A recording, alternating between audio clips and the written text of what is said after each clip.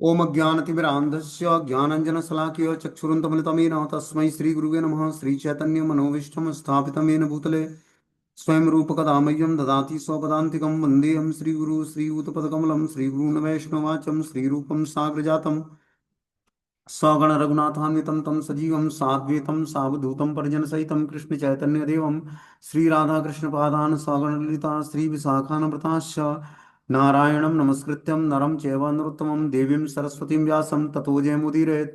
सुन्वतां स्वकथा कृष्ण पुण्यश्रवणकीर्तनं हृदयन्तस्तु विभद्राणि विधनोति सुसतां नष्टप्रायेषु भद्रेषु नित्यं भागवत सेव्या भगवती उत्तम श्लोके भक्तिर्भवति नैष्टिकी तदा रजस्तमो भावः कामलोभा चेत एतेनावृद्धम स्थित सत्य प्रसिद्धति एवं प्रसन्न मनसो भगवत भक्ति योगता भगवत तत्व विज्ञान मुक्त संगस्य जायते विद्यन्ते हृदय ग्रंथि छिद्यन्ते सर्व संशयं क्षीयन्ते चास्य कर्माणि दृष्ट्वा एवात्मनीश्वरे धर्मा प्रोजितो कैटभको अनत्रो परमो निर्मत्सराणां सतां वेद्यं वास्त्रमत्रवस्तु शिवदं तापत्रय उन्मूलनं श्रीमद्भागवतं प्रमाण अम्लं प्रेमोपमार्थो महान् श्रीचैतन्य महाप्रभु मदमिदं तत्रादरो नापर हे कृष्ण करुणा सिंधु दीनबंधु जगतपतये गोपेश गोपिकांत राधाकांत नमस्तुते तप्त कांचन गौरांगे श्री राधे वृंदावनेश्वरी वृषभानुसुते देवी प्रणमामि हरिप्रिय वाञ्छाकल्पतरुभ्यश्च कृपा सिन्धुभ्येव च पतितानां पावनेभ्यो वैष्णवेभ्यो नमो नमः। जय श्री कृष्ण चैतन्य प्रभु नित्यानंद श्री अद्वैत गदाधर श्रीवासादि श्री गौर भक्तवृंद हरे कृष्ण कृष्ण कृष्ण हरे हरे हरे राम राम राम हरे हरे। तो इसमें आज हम लोग को श्रीमद् भागवतम का स्कंद संख्या 6 अध्याय संख्या 17 और श्लोक संख्या 1 नंबर पढ़ना है। टाइटल है माता पार्वती द्वारा चित्रकेतु को श्राप। माता पार्वती जो है भगवान शिव की पत्नी, वो चित्रकेतु महाराज को श्राप दे देती है। किस कारण से, इसका इसमें वर्णन है। बोलते हैं पहले श्लोक में श्री शुक उवाच एतः चान्त्य हितो अनंतम स तस्य कृत्वा दिशे नमः विद्याधर चित्रकेतु सचार गगनेचरः। श्री सुखदेव गोस्वामी ने कहा, जिस दिशा में भगवान अनंत अंतर्ध्यान हुए थे उसी दिशा की ओर नमस्कार करते करके राजा चित्रकेतु विद्याधरों का अगुवा बनकर बाह्य अंतरिक्ष में यात्रा करने लगा। तो विद्याधर लोक के राजा थे राजा चित्रकेतु। तो विद्याधर में अगुआ थे, मतलब सबसे, और भगवान अनंत देव के महान भक्त थे। भगवान अनंत देव ने ही इनको आशीर्वाद प्रदान किया। तो बता रहे हैं कि जो है श्री सुखदेव गोस्वामी ने कहा कि जिस दिशा में भगवान अनंत अंतर्ध्यान हुए थे उसी दिशा की ओर नमस्कार करके राजा चित्रकेतु विद्याधरों का अगुवा बनकर बाह्य अंतरिक्ष में यात्रा करने लगे। सलक्ष वर्ष लक्षाणाम म व्याहत बलेन्द्रियम स्तूयमानो महायोगी मुनिभिः सिद्धचारणे कुला कुलाचलेन्द्र द्रोणीषु नाना संकल्प सिद्धसु रेमे विद्याधर स्त्री विगाप्य अंत हरिमीश्वर। महान साधुओं तथा मुनियों एवं सिद्ध लोक तथा चारण लोकों के वासियों द्वारा प्रशंसनित सर्वाधिक शक्तिशाली योगी चित्रकेतु लाखों वर्ष तक जीवन का आनंद भोगता हुआ विचरता रहा। शारीरिक शक्ति तथा इंद्रियों के क्षीण हुए बिना वह सुमेर पर्वत की घाटियों में घूमता रहा। वहां जो विभिन्न प्रकार की योग शक्तियों की सिद्धियों का स्थान है, उसने भगवान हरि की महिमा का जप करते हुए विद्याधर लोक की रमणियों के साथ जीवन का आनंद उठाया। तो जब राजा चित्रकेत को नारद मुनि की कृपा से आशीर्वाद प्राप्त हो जाता है, ठीक है ना, और भगवान के दर्शन हो जाते हैं, तो वो, अब भगवान के दर्शन हो गए, भगवान से आशीर्वाद प्राप्त हो गया नारद मुनि की कृपा से, तो महान साधुओं मुनियों और सिद्ध लोगों और चारण लोगों के वासियों द्वारा प्रशंसित सर्वाधिक शक्तिशाली योगी चित्रकेतु लाखों वर्ष तक जीवन का आनंद भोगते हुए विचरण करता रहा। क्योंकि भगवान से उनको आशीर्वाद प्राप्त था कि आप राजा होते हुए भी भगवान की भक्ति को करके मुझे प्रसन्न किया है। तो भगवान ने उनको आशीर्वाद प्रदान किया, जिसके कारण वो साधुओं मुनियों सिद्ध लोकों चारण लोकों के वासियों द्वारा प्रशंसित हुए और सर्वाधिक शक्तिशाली योगी होने के कारण लाखों वर्षों तक जीवन का आनंद भोग करते हुए विचरण करते रहे। शारीरिक शक्ति तथा इंद्रियों के क्षीण हुए बिना वह सुमेर पर्वत की घाटियों में घूमता रहा। वहां विभिन्न प्रकार की योग शक्तियों की सिद्धि का स्थान है। उसने भगवान हरि की महिमा का जप करते हुए विद्याधर लोक की रमणियों के साथ जीवन का आनंद उठाया। इस प्रकार भगवान के दर्शन होने के बाद उन्होंने भगवान हरि की महिमा का जप किया और विद्याधर लोक में रहते रहते उन्होंने वहां की जो रमणीय स्त्रियां थी उनके साथ जीवन का आनंद उठाया। यह ध्यान देने की बात है कि यद्यपि महाराजा चित्रकेतु विद्याधर लोक के अनुपम सुंदरियों से घिरे होते थे, किंतु वे भगवान के पवित्र नाम का जप करने करके उनका यशोगान करना नहीं भूले। कई स्थलों पर यह सिद्ध हो चुका है कि जो किसी भौतिक अवस्था से कलुषित नहीं है और वो भगवान के यश का जप करने वाला शुद्ध भक्त है, ऐसे शुद्ध भक्त को सिद्ध मानना चाहिए।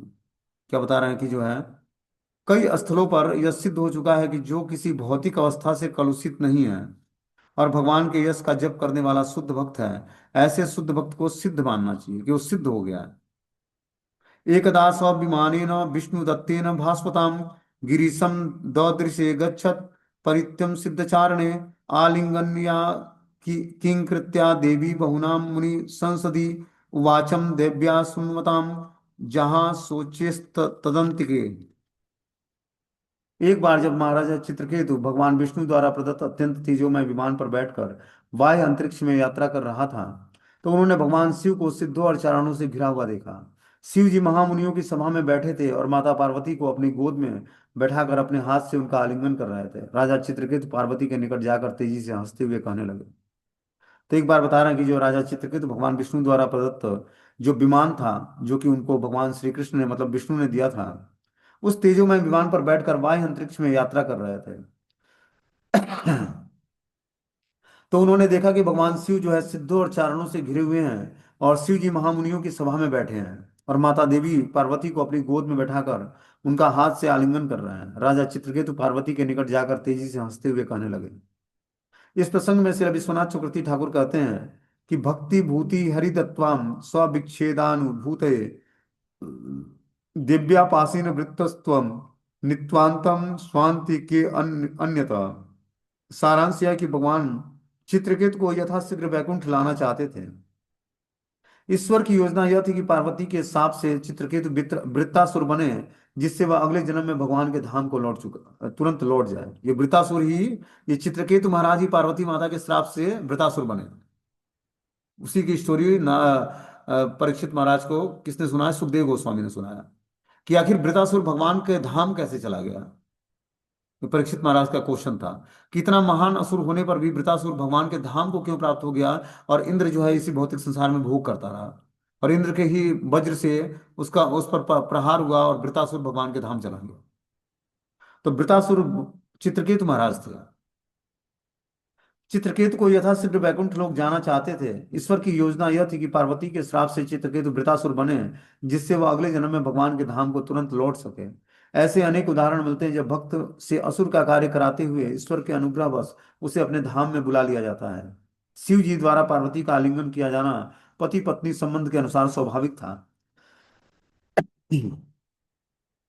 यह चित्रकेतु के लिए कोई विलक्षण घटना न थी, तो भी चित्रकेतु महाराज शिव जी को उस मुद्रा में देखकर जोर से हंस पड़े।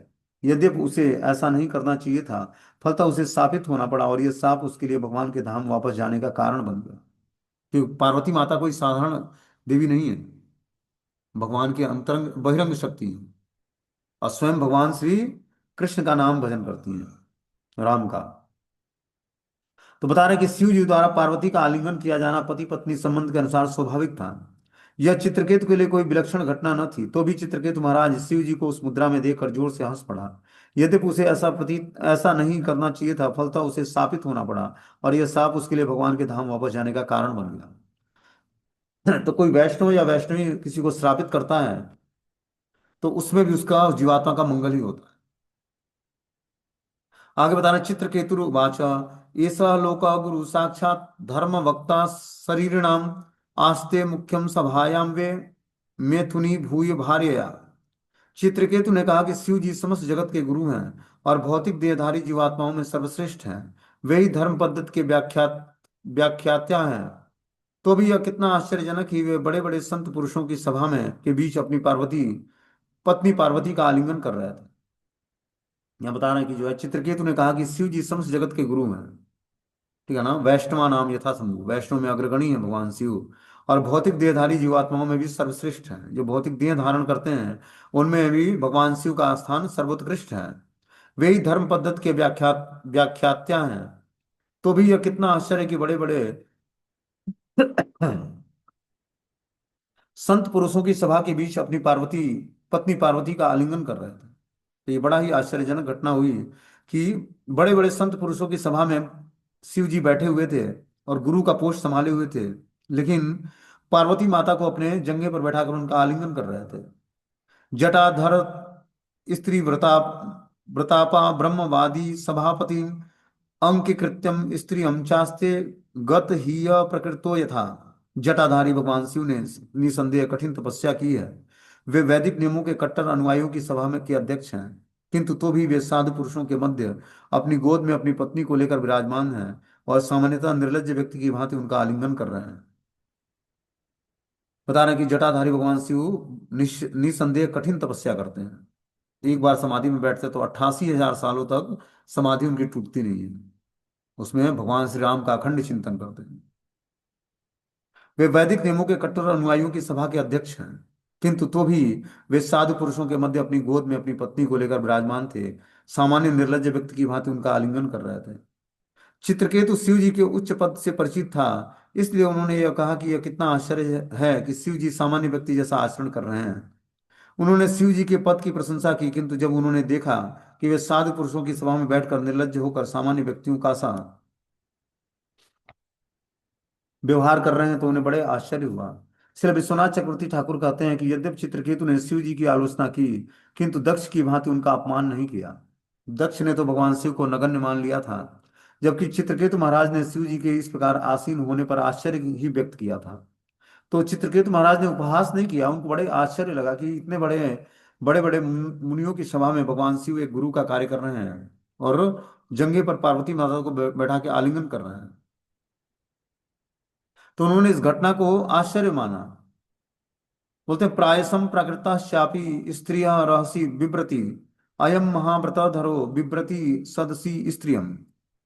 प्राय सामान्य पुरुष एकांत में ही अपनी पत्नियों का आलिंगन और भोग करते हैं। यह कितना आश्चर्यजनक है कि इतने बड़े तपस्वी महादेव परम साधुओं की सभा के बीच अपनी पत्नी को का सबों के समक्ष आलिंगन कर रहे हैं।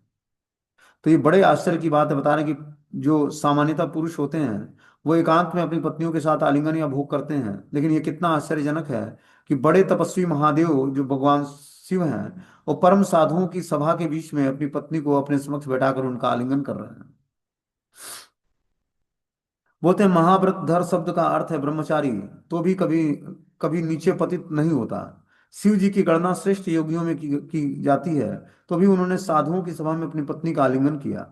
चित्रकेतु महाराज इतनी प्रशंसा करते हैं कि शिव जी कितने महान हैं, जो इस स्थिति में भी अप्रभावित बने रहते हैं कि भरी सभा में माता पार्वती को अपनी गोद में बैठा के उनका आलिंगन कर रहे हैं और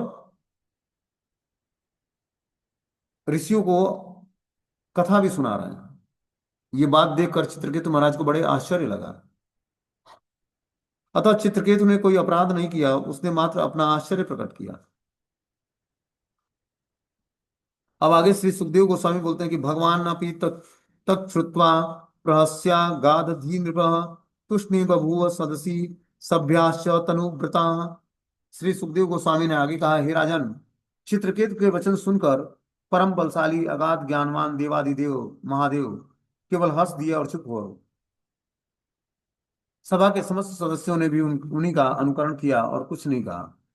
तो बता रहे हैं कि श्री सुखदेव गोस्वामी ने कहा कि हे राजन, चित्रकेतु के वचन सुनकर परम बलशाली अगाध ज्ञानवान भगवान शिव केवल हंस दिए और चुप हो गए कि चलो मजाक कर रहे हैं, कोई बात नहीं।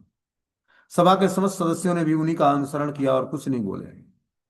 चित्रकेतु महाराज द्वारा शिव जी की आलोचना का उद्देश्य रहस्यमय है और सामान्य व्यक्ति की समझ से परे है। तो भी श्री विश्वनाथ चक्रवर्ती ठाकुर ने इस प्रकार टिप्पणी दी है कि परम वैष्णव और परम शक्तिशाली देवता होने के कारण शिव जी अपनी इच्छा अनुसार कुछ भी करने में समर्थ हैं। यद्यपि वे बाह्य रूप से सामान्य व्यक्ति का सा आचरण कर रहे थे और शिष्टाचार का पालन नहीं कर रहे थे, किंतु ऐसे कार्यों से उनकी उच्च स्थिति में कोई कमी नहीं आई। कठिनाई यह है कि सामान्य व्यक्ति उनके इस आचरण को देखकर उनका अनुसरण सकता है। जैसा कि भगवत गीता में कहा गया है, यद्यत आचरति श्रेष्ठो तत्त देवत्रो जना स यत् प्रमाण कुरुते लोका तद अनुवर्तते। महापुरुष जो जो आचरण करता है सामान्य पुरुष उसका अनुसरण करते हैं। वह पुरुष अपने विलक्षण कार्यों से जो आदर्श स्थापित करता है संपूर्ण विश्व उसी के अनुसार कार्य करता है। सामान्य व्यक्ति भी दक्ष की भांति, जिसने आलोचना का फल भोगा, शिव जी की आलोचना करके कष्ट का भागी हो चुका था। तो हम देखते हैं, इससे पहले हमने कथा सुनाई दक्ष महाराज कि भगवान शिव के प्रति अपमान करता है, फिर उसको बकरे का गला मिलता है भगवान शिव की तरफ से, और फिर वो भगवान से क्षमा याचना करता है। फिर भगवान शिव जी उन पर कृपा करते हैं।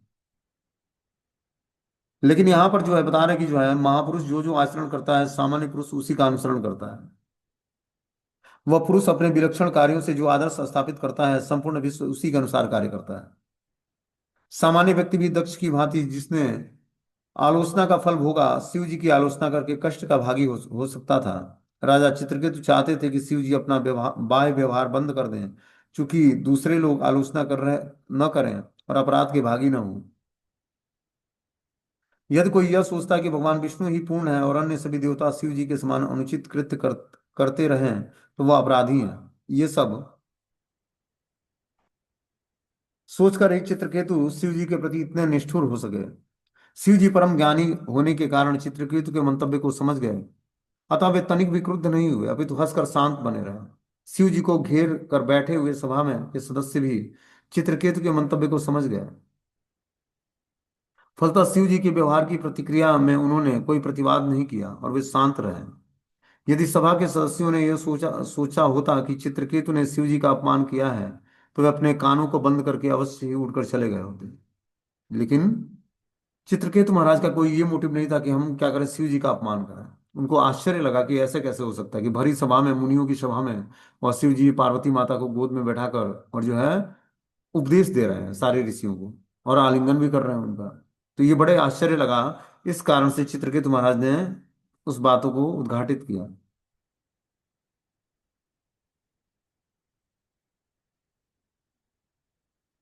बोलते हैं इत्यद्य वीर्य विदुषु ब्रुवाणे बाह्य शोभनम रुषाहम देवी दृष्टायम निजित्वात्माभिमानिने। शिव जी तथा पार्वती के शौर्य को न जानते हुए राजा चित्रकेतु ने उनकी तीखी आलोचना की।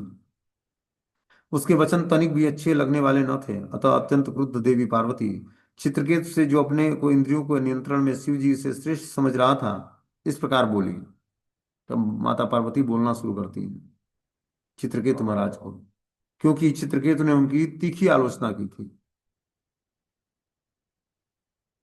उनके वचन जो थे तनिक भी अच्छे लगने वाले न थे, अतः अत्यंत क्रुद्ध होकर पार्वती माता ने चित्रकेतु से, जो अपने इंद्रियों के नियंत्रण में शिव जी से श्रेष्ठ अपने को समझता था, इस प्रकार बोली।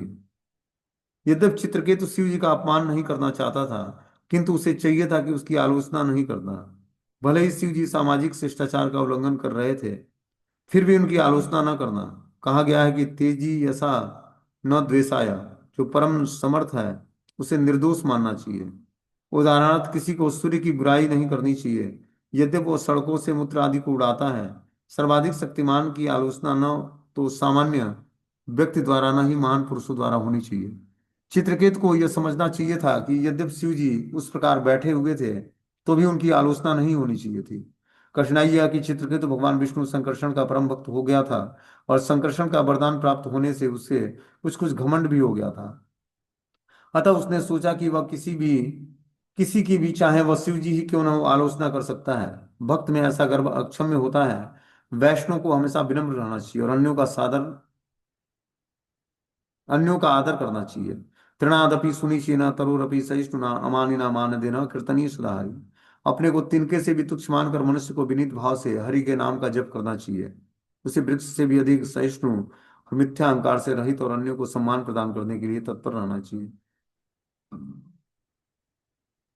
ऐसे ही मनोदशा में ईश्वर के पवित्र नाम का निरंतर जप संभव है। वैष्णव को किसी की स्थिति को कम समझने की चेष्टा नहीं करनी चाहिए। विनम्र बनकर रहकर हरे कृष्ण मंत्र का जप करना ही श्रेयस्कर है। निजितात्माभिमानी ने शब्द यह सूचित करता है कि चित्रकेतु अपने को शिव जी से भी बड़ा इंद्रिय जीत मानता था, किंतु वास्तव में वह ऐसा नहीं था। इन्हीं कारणों से माता पार्वती चित्रकेतु पर क्रुद्ध हुई थी। बता रहा कि जब तक व्यक्ति के अंदर ये लक्षण उत्पन्न नहीं होते हैं तब तक वो निरंतर भगवान के पवित्र नाम का जप नहीं कर सकता। तृणादपि सुनिचेन तरुरपि सहिष्णुना अमानिना मान देना कीर्तनीय सदाहरि। जब तक व्यक्ति अपने को तिनके से भी तुच्छ मानकर मनुष्य विनीत भाव से हरि के पवित्र नाम का जप करता नहीं करेगा, तब तक उसके अंदर सहिष्णुता और जो है मिथ्या अहंकार नामक बीमारी जो है समाप्त नहीं होगी। ऐसी ही मनोदशा में ईश्वर के पवित्र नामों का निरंतर जप संभव है।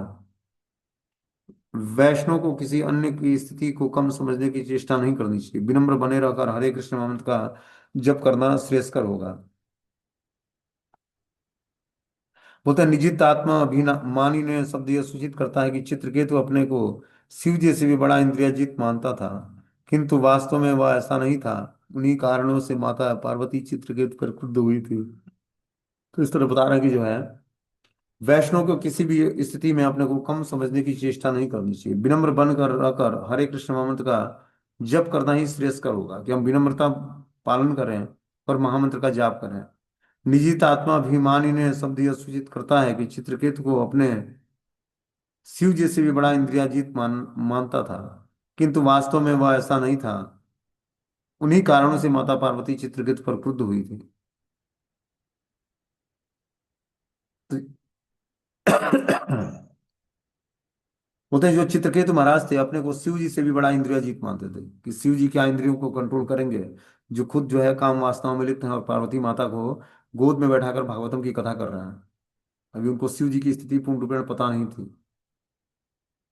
ठीक है ना। इस कारण से बता रहे हैं कि शिव जी से भी बड़ा इंद्रियजीत तो अपने को मानता था चित्रकेतु राजा, किंतु वास्तव में वह ऐसा था नहीं। इन्हीं कारणों से माता पार्वती ने चित्रकेतु पर क्रुद्ध हुआ। श्री पार्वत्य उवाच अयम किम मधुनाम लोके शास्तां दंडधरम प्रभु अस्मद्विधानाम दुष्टानाम निर्जला निर्लज्जानाम च विप्रकृत।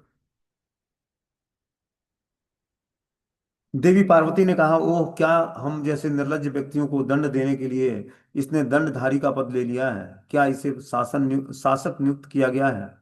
क्या यही सबों का एकमात्र स्वामी है? न वेद धर्म किल पद यूनि।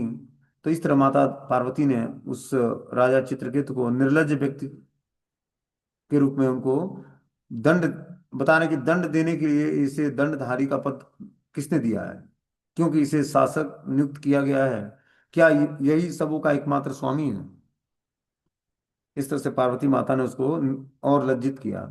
न वेद धर्मम किल पद योनि न ब्रह्मपुत्रा भृगुनारदाज्ञा न वे कुमार कपुलो मनुष्य ये नो निषेध्यंत वर्तिनम हरम।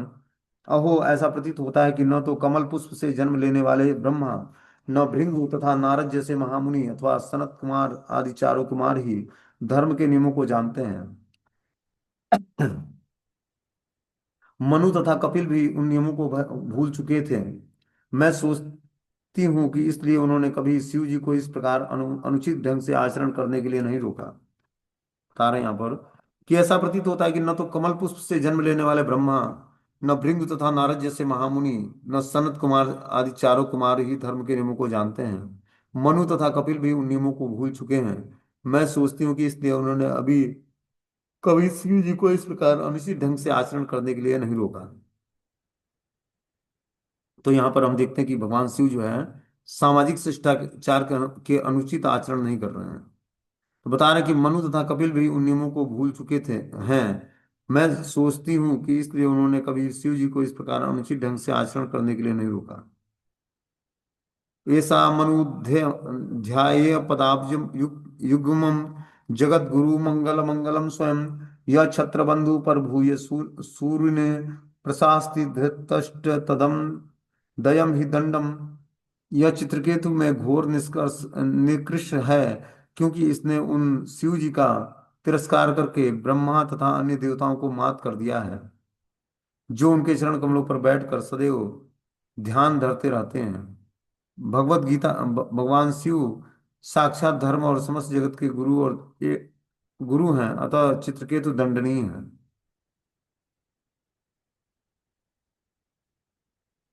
तो यहाँ पर बता रहे हैं कि जो चित्रकेतु जो है घोर निकृष्ट है, क्योंकि उसने उस शिव जी को तिरस्कृत करके ब्रह्मा तथा अन्य देवताओं को भी मात कर दिया था, जो उनके चरण कमलों में बैठकर सदैव ध्यान धरते रहते थे।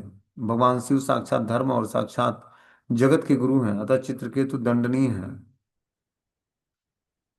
सभा के सभी सदस्य परम ब्रह्म और स्वरूप सिद्ध जीव हैं, किंतु उन्होंने अपनी गोद में लेकर पार्वती को आलिंगन करते हुए शिव जी के व्यवहार के लिए कुछ भी नहीं कहा। तो भी चित्रकेतु ने शिव जी की आलोचना की, अतः ने पार्वती के विचार से वह दंडनीय था।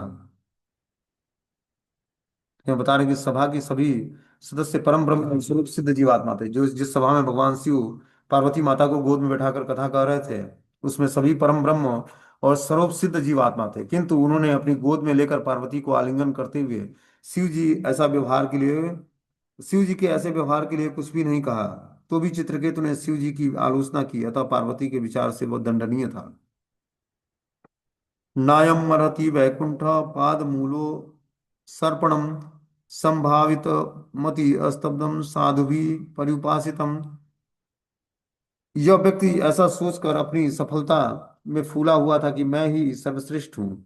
यह व्यक्ति भगवान विष्णु के चरण कमलों में के निकट, जिसकी उपासना सभी साधु पुरुष करते हैं, जानने के योग्य नहीं है, क्योंकि यह अपने को सामान्य महत्वपूर्ण समझकर घमंडी बन गया है। इस प्रकार राजा चित्रकेतु के बारे में भगवान को जो है दार की रियलाइज होता है, उसको क्या बोलते हैं कि जो यह व्यक्ति ऐसा सोचकर अपनी सफलता से फूला हुआ है कि मैं सर्वश्रेष्ठ हूँ। यह व्यक्ति भगवान विष्णु के चरण कमलों के निकट है, जिनकी उपासना सभी आदि पुरुष साधु पुरुष करते हैं, जानने के योग्य ही बनी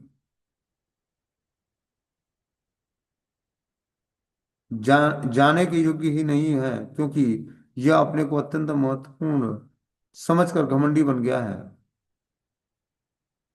यद्यपि कोई भक्त अपने आप को भक्ति में सिद्ध मानकर बैठता है, तो भी लोग उसे घमंडी और भगवान के चरण कमलों के आश्रय के नीचे बैठने के लिए अयोग्य मानते हैं। यही नहीं, भगवान चैतन्य का यह उपदेश भी लागू होता है।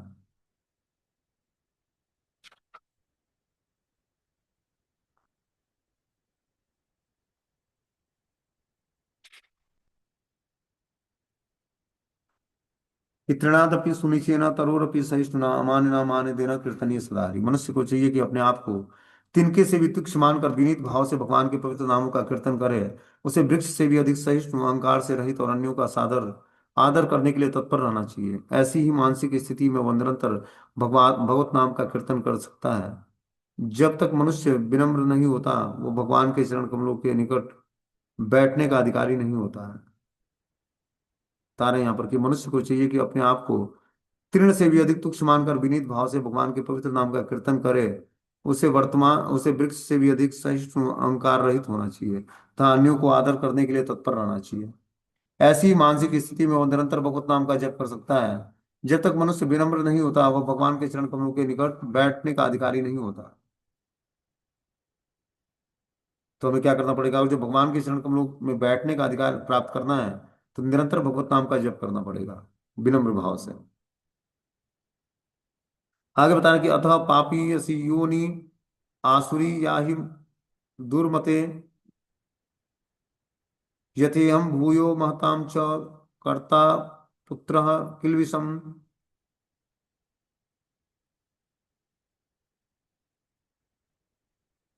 ये मेरी दुर्बुद्धि बेटे, अब तुम असुरों के निम्न तथा पापी परिवार में जन्म ग्रहण करो, जिससे तुम पुनः इस संसार के महान संत पुरुषों के प्रति ऐसा पाप न कर सको। इस तरह से पार्वती माता ने राजा चित्रकेतु महाराज को श्राप दिया कि हे मेरे दुर्बुद्धि बेटे, अब तुम असुरों के निम्न तथा पापी परिवार में जन्म ग्रहण करो, जिससे तुम पुनः इस संसार के महान साधु पुरुषों के प्रति ऐसा कभी पाप कर्म नहीं करोगे। मनुष्य को चाहिए कि वैष्णव में श्रेष्ठ भगवान शिव के चरण कमलों के पाप करने के लिए सतर्क रहे। श्री रूप गोस्वामी की शिक्षा देते हुए श्री चैतन्य महाप्रभु ने वैष्णव के चरण कमलों पर किए गए पापों को हाथी माता अर्थात प्रमत्त हाथी कहा है। जब कोई मस्त हाथी किसी सुंदर बाग में घुसता है, तो वो उसे पथ भ्रष्ट कर देता है, नष्ट भ्रष्ट कर देता है। इसी प्रकार यदि कोई भगवान के चरण कमलों पर अपना मस्तक हाथी के समान चरण कमलों पर मस्त हाथी के समान पाप करता है, तो उसका सारा आध्यात्मिक जीवन अवरुद्ध हो जाता है। अतः उसे वैष्णव के चरण कमलों में से पाप रहित होकर चेष्टा करना चाहिए। एक बोलते हैं, इसी प्रकार यदि कोई भगवान के चरण कमलों पर मस्त हाथी के समान पाप करता है, तो उसका सारा आध्यात्मिक जीवन अवरुद्ध हो जाएगा। अतः उसे वैष्णव के चरण कमलों में पाप करने के प्रति सचेष्ट रहना चाहिए। माता पार्वती ने चित्रकेतु को दंड देकर ठीक ही किया, क्योंकि उसने इस भौतिक संसार के बद्ध जीवों के परमपिता महादेव का धृष्टता पूर्वक अपमान किया था। देवी दुर्गा माता कहलाती है क्योंकि शिव जी पिता कहलाते हैं। शुद्ध वैष्णव को चाहिए कि अन्यों की आलोचना किए बिना अपना कर्तव्य पालन करे। यदि सबसे समुचित स्थिति है, अन्यथा यदि उस वैष्णव की आलोचना करके पाप चढ़ता है। बता रहे हैं यहाँ पर कि जो है,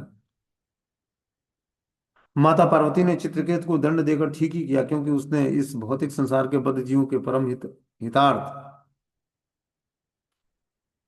पिता शिव जी का धृष्टतापूर्वक अपमान किया था। देवी दुर्गा माता कहलाती है क्योंकि शिव जी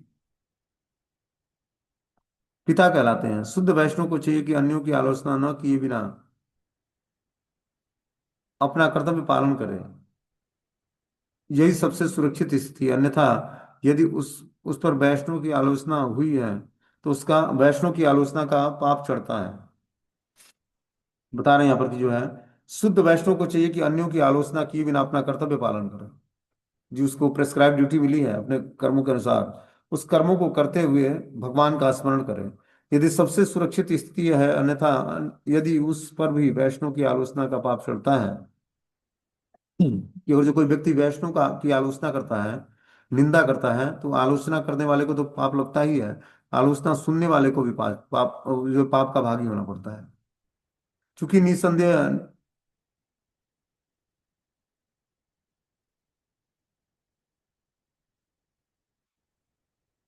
चूंकि चित्रकेतु निसंदेह वैष्णव था, उसे पार्वती के श्राप से अत्यंत क्रुद्ध हो जाना चाहिए था। इसलिए देवी पार्वती उसे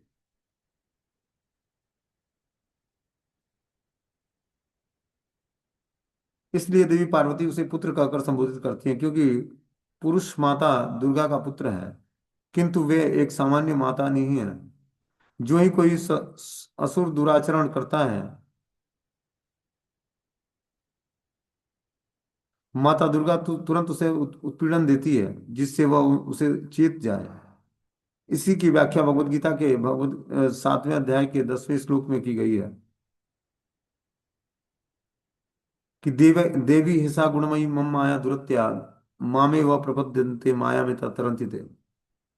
कि मेरी यह दैवी शक्ति अर्थात त्रिगुणमयी माया बहुत ही दुस्तर है, परंतु जो मेरे शरणागत हो जाते हैं वे उसे सुगमता पूर्वक उतर जाते हैं उतर जाते हैं। श्री कृष्ण ने शरणागत होने का अर्थ है कि उनकी भक्तों की भी शरणागत होने होकर अपने नित्य रूटीन का कार्य करूं। कारण कि जो है, उन भक्तों के भी शरण होना, शरणागत श्री कृष्ण के शरणागत होने का अर्थ है कि भक्तों के भी शरणागत होना, क्योंकि कोई भी श्री कृष्ण का तब तक पूर्ण दास नहीं बन सकता जब तक वह किसी भक्त का दास नहीं बन जाता है। तो हमें भगवान श्री कृष्ण का दास बनने से पहले भक्त का दास बनना पड़ेगा उनके, और अपने क्रियाकलापों को परफेक्शन के साथ करना पड़ेगा, तब हम धीरे धीरे भगवान की दासता स्वीकार करेंगे। ऐसा नहीं कि अचानक भगवान की दासता जीवात्मा स्वीकार कर ले। वो लंबे समय तक जब अपनी भक्ति में जीवन का पालन करता है और भगवान के भक्तों का की दासता स्वीकार करता है, तब वो उसके अंदर योग्यता आती है कि वो भगवान का दास बनने की योग्यता हासिल कर पाता है। अतः माता पार्वती चित्रकेतु से वैसे ही बोली जैसे कोई माता अपनी चंचल पुत्र से कहती है, बेटे मैं तुम्हें इसलिए दंड दे रही हूँ जिससे तुम फिर से ऐसा ना करो। अपने पुत्र के प्रति माला माता की यह प्रवृत्ति यशोदा ने भी दिखाई जाती है, जो श्री कृष्ण भगवान की माता बनी। माता यशोदा भगवान कृष्ण को बांध कर उन्हें छड़ी दिखाकर दंड दिया था। इस प्रकार माता का यह परम कर्तव्य है कि वो अपने पुत्र को डांटे, भले ही वह परमेश्वर ही क्यों न हो। अतः यह समझना चाहिए कि चित्रकेतु को दंडित करना माता दुर्गा के लिए उचित था। यह दंड चित्रकेतु के लिए वरदान सिद्ध हुआ, क्योंकि वृतासुर असुर रूप में जन्म लेकर वसुदेव बैकुंठ को भेज दिया गया। तो यही जो है स्टोरी बता रहा है कि जो है, चित्रकेतु को दंड देना ये माता पार्वती के लिए बहुत ही उचित था, क्योंकि उन्होंने माता पार्वती का अपमान किया था भरी सभा में। यह दंड चित्रकेतु के लिए वरदान सिद्ध हो गया। जो माता पार्वती के मुख से उनको दंड मिला, वो दंड जो है आशीर्वाद के रूप में बदल गया। क्योंकि वृतासुर असुर रूप में जन्म लेकर वो सीधे वैकुंठ को भेज दिया गया। तो हम लोग जो है वृतासुर की स्टोरी पढ़े थे, तो वृतासुर यही राजा चित्रकेतु पार्वती माता के श्राप से जो है वृतासुर बनते हैं। ठीक है, हरे कृष्ण। कोई क्वेश्चन है तो हम लोग पूछ सकते हो। आगे इसमें अगले श्लोक में बता रहे हैं कि अभी 7 मिनट है। श्री शुक उवाच एवं सप्त चित्रकेतु विमान दवरुहम सह प्रसादायामास सतीं मूर्धना नम्रेण भारत। श्री सुखदेव गोस्वामी ने आगे कहा कि हे राजा परीक्षित, पार्वती द्वारा शाप दिए जाने पर चित्रकेतु अपने विमान से नीचे उतरा, उनके समक्ष विनम्रता पूर्वक नतमस्तक हुआ और उसने उन्हें पूर्ण रूपेण प्रसन्न कर दिया। इस प्रकार जो है चित्रकेतु महाराज अपनी विमान से नीचे उतरते हैं और नीचे उतरकर उनके समक्ष विनम्रता पूर्वक नतमस्तक होते हैं और उनसे पूर्ण रूपेण प्रसन्न, बता रहे कि उसने उन्हें पूर्ण रूपेण प्रसन्न कर दिया।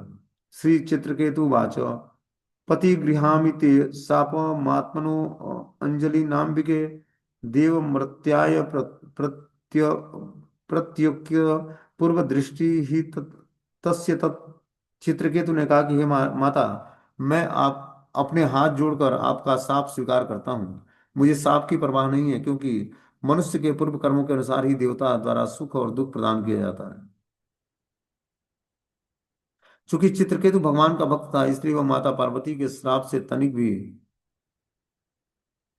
विचलित नहीं हुआ। उसे यह भली भांति ज्ञात था कि सुख या दुख देव नेत्र या श्री भगवान के दूतों द्वारा पहले से निश्चित विगत कर्मों के फल होते हैं। उसे यह ज्ञात था कि उसने शिव जी या माता पार्वती के चरण कमलों पर किसी प्रकार का अपराध तो नहीं किया है, क्योंकि फिर भी उसे दंडित किया गया है, जिसका सीधा अर्थ है कि दंड को पूर्व निश्चित था। अतः राजा ने कोई परवाह नहीं की। भक्त स्वभाव से इतना विनम्र होता है कि जीवन की किसी भी अवस्था में वह ईश्वर का वरदान मानकर स्वीकार करता है। तो बता रहे कि भक्तों के जीवन में बहुत ही कभी अनफेवरेबल चांसेस आते हैं, कभी फेवरेबल होता है। तो जो उच्च कोटि का भक्त है, वो विपरीत परिस्थिति में भगवान की कृपा का दर्शन कर पाता है, क्योंकि भगवत नाम का जप जो है बहुत ही पावरफुल है। ईश्वर का वरदान मांगकर स्वीकार करता है, और इस प्रकार जीवन की किसी भी अवस्था में वह ईश्वर का वरदान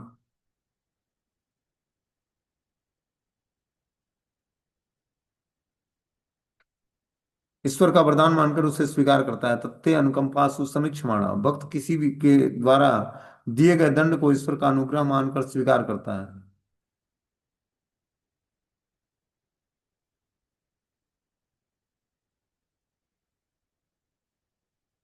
भक्त किसी के द्वारा दिए गए दंड को ईश्वर का अनुग्रह मानकर स्वीकार करता है। यदि मनुष्य इस प्रकार की विचारधारा से रहे, तो वह देखता है कि उसे जो भी असफलता मिलती है वे उसके दुष्कर्मों के फलस्वरूप होता है। अतः वह किसी को दोष दोष नहीं देता, उल्टे कष्टों के कारण अधिकाधिक विमल होने पर भी भगवान में आसक्त होता है। नि अतः कष्ट भोग भी पवित्र होने की विधि है। तो बता रहे कि जो व्यक्ति कष्ट भोगता है वो भी पवित्र होने की विधि है। किस प्रकार? इस प्रसंग में श्री विश्वनाथ चक्रवर्ती ठाकुर कहते हैं कि जिनने कृष्ण भक्ति विकसित कर लिया है, वह श्री कृष्ण के प्रति प्रेम करना सीख गए हैं। इस प्रकार श्री कृष्ण से प्रेम करना सीख लिया है, उसे कर्म के नियमों के अंतर्गत